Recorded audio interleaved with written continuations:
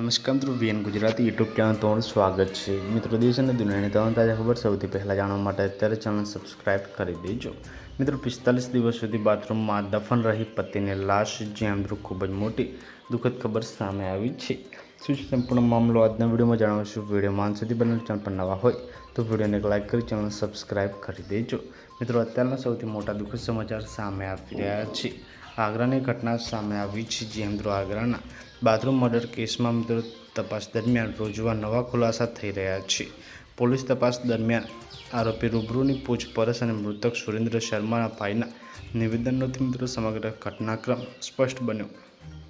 કેસની સૌથી મહત્વની કડી એક ફોન કોલ માનવામાં આવી રહી છે, જેમાં રૂબીએ મિત્રો જેઠ અનિલ શર્માને ઘરમાં ન આવવા અને બાળકોને બહારથી જ લઈ જવાની સૂચના આપી હતી. બાદમાં ખુલ્યા કે મિત્રો ઘરના બાથરૂમની નીચે સુરેન્દ્ર શર્માની જે મૃતદેહ દફન કરવામાં આવ્યો